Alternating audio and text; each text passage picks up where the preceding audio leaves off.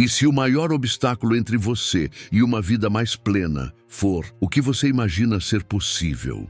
A mente humana é capaz de visões extraordinárias, mas também de armadilhas silenciosas. Muitas vezes, o que chamamos de realismo é apenas medo travestido de lógica, e o que chamamos de limite é só a borda da nossa experiência, confundida com a borda do mundo.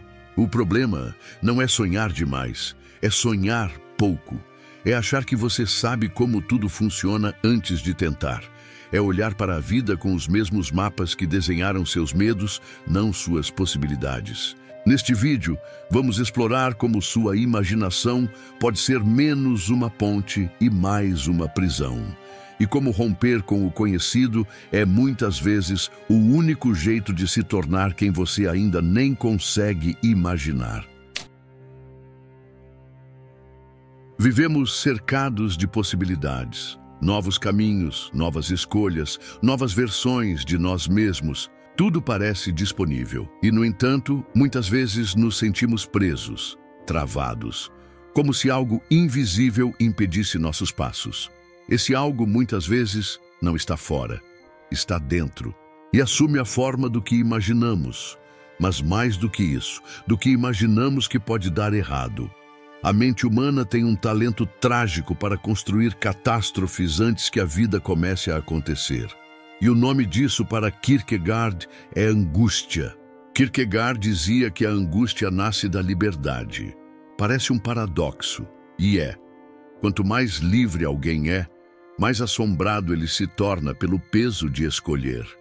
Diante do infinito de possibilidades, nos sentimos como diante de um abismo. O que nos paralisa não é o chão que falta, é o fato de que podemos saltar. Mas para onde? E se der errado? E se não houver volta? A imaginação, então, em vez de criar pontes, cria muros, bloqueia, não porque quer, mas porque teme. Esse medo da possibilidade é mais comum do que parece. Quantas vezes você já não ouviu ou disse frases como: "Isso não é para mim, não funcionaria, não sou assim"?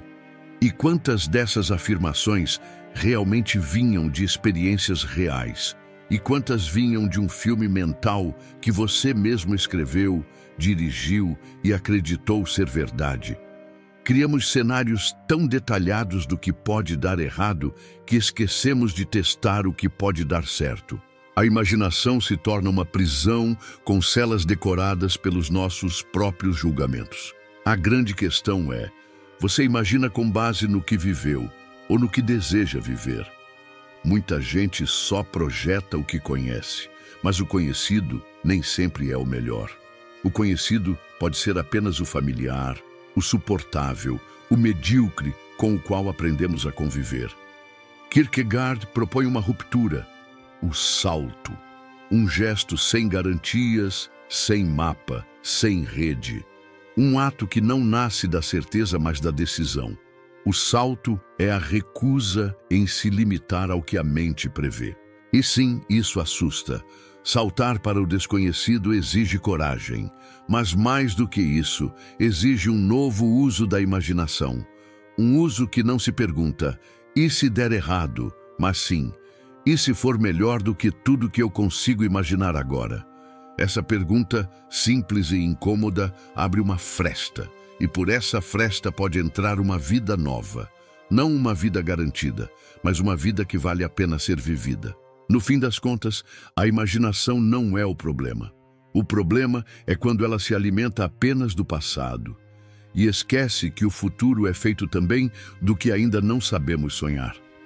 Kierkegaard não pedia que você fosse inconsequente, mas sim que você não deixasse o medo de errar impedir o nascimento do que ainda não existe. Porque às vezes, tudo que separa quem você é de quem pode ser é uma imagem errada que você mesmo criou. Quando Nietzsche escreveu "Torne-se quem você é", ele não estava incentivando um retorno a alguma essência interior adormecida.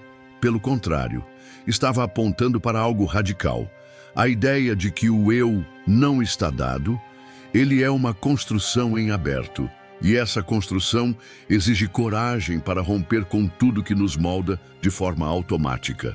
Nossas ideias de valor, identidade e até de futuro são, muitas vezes, heranças do medo, da cultura, da repetição. E nossa imaginação, nesse contexto, muitas vezes se torna um espelho sujo, incapaz de refletir quem podemos ser. Nietzsche não acreditava em moldes. Para ele, viver de forma criativa é recusar-se a ser previsível, inclusive para si mesmo. O problema é que muitas pessoas só conseguem imaginar versões de si baseadas no que já viveram ou no que viram nos outros. A imaginação vira um catálogo de possibilidades repetidas. E aí tudo que foge desse padrão parece impossível ou fora da realidade. Mas a realidade, dizia Nietzsche, não é algo a ser aceito como está, é algo a ser transformado. Inclusive, a realidade de quem você é. Quantas vezes você já se pegou dizendo, eu não sou assim, isso não combina comigo, não é o meu jeito? Quantas dessas afirmações refletem de fato sua essência? E quantas são apenas zonas de conforto travestidas de identidade? Nietzsche chamaria isso de espírito reativo. Aquele que só age em resposta ao que já conhece, ao que é aceito, ao que se espera. O oposto disso é o espírito livre, aquele que cria a si mesmo a partir da recusa de se acomodar. E para criar é preciso imaginar o inédito. Imagine-se sendo alguém que você hoje não acredita que pode ser. Não porque é fantasia, mas porque é além da sua referência atual. Talvez alguém mais firme, mais generoso, mais audacioso. Talvez alguém que vive outra vida em outro lugar com outros valores. A primeira reação provavelmente será: isso não é realista. Mas Nietzsche nos convida a inverter. O que é realista para você só existe porque você o alimenta com sua imaginação limitada. Expandir quem você é começa por imaginar-se diferente e ter a ousadia de agir nesse sentido, mesmo sem garantias. Esse processo é desconfortável. Criar a si mesmo envolve desagradar expectativas, romper com identidades rígidas, arriscar o fracasso. Mas também é aí que reside a potência de viver. A vida que se desenrola fora da sua imaginação atual é justamente aquela que tem o poder de surpreender. Nietzsche não defendia o caos sem direção. Ele falava de uma criação com propósito, uma vida que se justifica não por padrões herdados, mas por uma vontade autêntica. E isso exige imaginação ativa, aquela que sonha, não com conforto, mas com liberdade. A pergunta que Nietzsche deixaria ecoando seria algo como: e se você estiver vivendo aquém do que poderia ser, simplesmente porque não consegue imaginar-se diferente? Essa pergunta não pede resposta imediata. Ela pede uma prática, a de agir como se fosse possível. Porque muitas vezes, só ao sair do que se conhece é que o novo começa a existir. E nesse processo, quem você pensava ser começa a ruir. Mas não como perda, como nascimento. Há uma forma sutil de estagnação que parece, na superfície, muito parecida com prudência. É o hábito de imaginar todos os cenários possíveis antes de agir, antes de se entregar, antes de decidir. Planejamos, prevemos, simulamos mentalmente cada passo. À primeira vista, isso parece sensato. Mas com frequência não passa de medo disfarçado de lógica. Simone Weil diria que nesse caso a imaginação não é um impulso de expansão, mas um instrumento de controle. E quem tenta controlar tudo, muitas vezes deixa de viver de verdade. Weil acreditava que a atenção é o ato mais elevado da alma. Mas a atenção, para ela, não era o mesmo que vigilância. Era a abertura. Uma escuta silenciosa do real. E o problema com quem vive excessivamente nas simulações mentais é que deixa de prestar atenção ao presente. A pessoa está tão ocupada tentando imaginar o que pode acontecer que não enxerga o que está acontecendo. A imaginação, nesse caso, não é uma ponte com o futuro. É uma cortina entre você e o agora.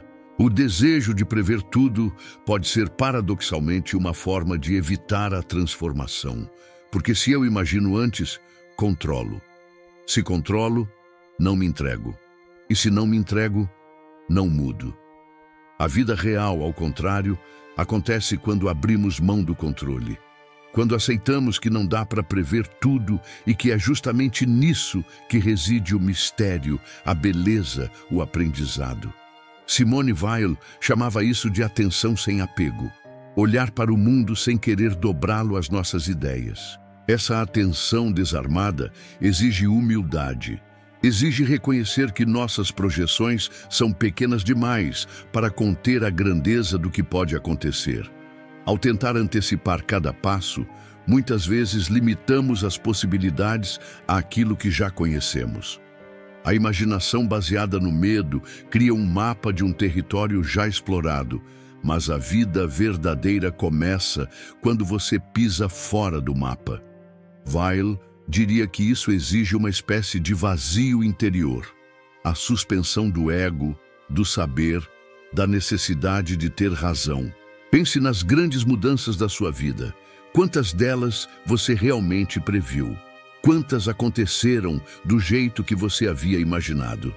E mais importante, quantas só aconteceram porque você fez algo sem saber onde ia dar? A imaginação excessiva, quando dominada pelo medo, quer garantias antes do passo. Mas a vida só se revela depois do passo. É nesse intervalo entre o desconhecido e o vivido que mora a experiência real.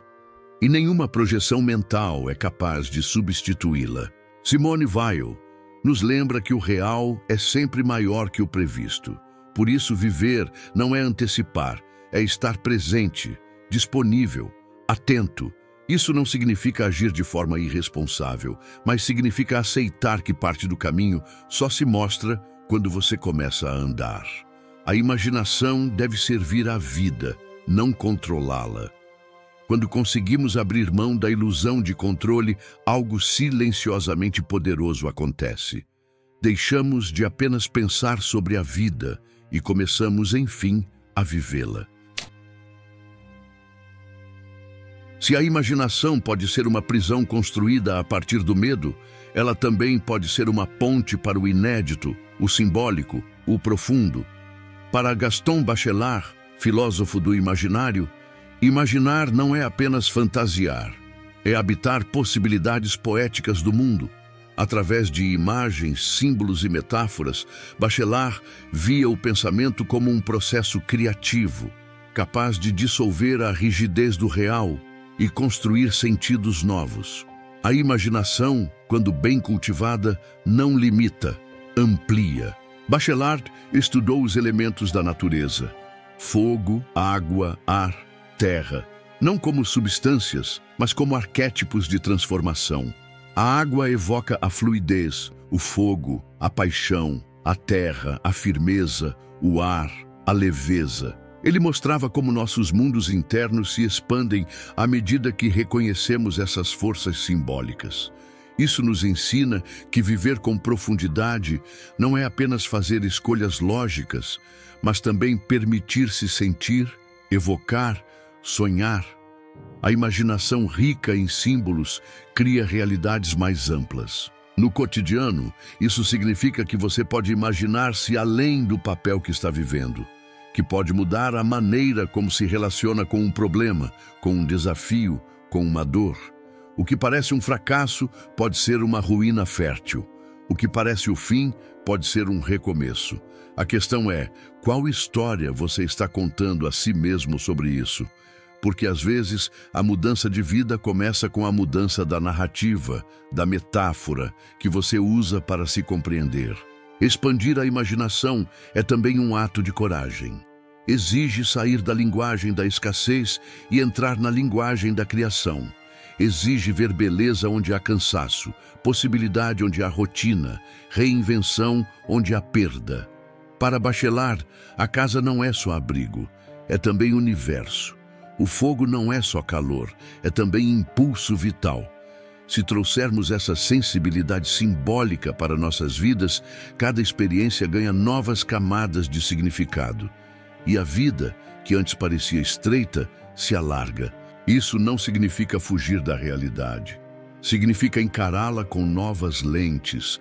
Em vez de olhar para uma situação e dizer, é sempre assim, o exercício é perguntar, e se isso estiver apenas esperando para ser reinterpretado?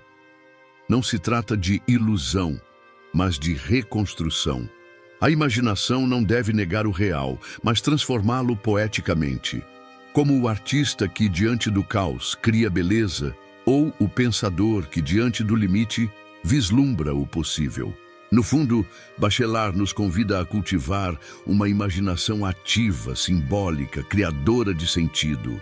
E isso se aprende lendo, contemplando, conversando com a arte, escutando o silêncio, escrevendo novas versões de si. Você não está preso ao que viveu, nem ao que disseram que você é.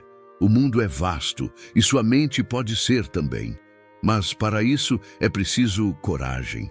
Não para imaginar qualquer coisa, mas para imaginar mais do que você acreditava ser possível. Talvez o grande limite da vida não esteja nas circunstâncias, mas no que acreditamos ser possível. E o que acreditamos quase sempre é um reflexo do que conseguimos imaginar. Mas a imaginação, quando alimentada apenas pela memória, pela repetição ou pelo medo, encolhe. E com ela, encolhemos também. Por isso, romper com o que pensamos que sabemos sobre nós mesmos é muitas vezes o primeiro passo para descobrir o que nunca ousamos viver.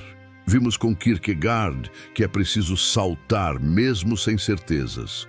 Com Nietzsche, que criar a si mesmo é um ato de vontade. Com Simone Weil, que a vida real exige abrir mão do controle. E com Bachelard, que imaginar com coragem é começar a reconstruir o mundo. Esse vídeo é também um convite. Não se limite pelo que você imagina, porque o que você ainda não consegue sonhar pode ser o que está te esperando. E essa proposta vale para este canal também. Ele nasceu assim, como um salto no escuro, uma aposta no invisível, uma recusa ao medo de começar. Se essa reflexão te tocou, considere se inscrever. Aqui, cada vídeo é uma tentativa de ir além do que é confortável e imaginar com você um outro modo de existir. Os links para se aprofundar estão na descrição. A jornada está só começando.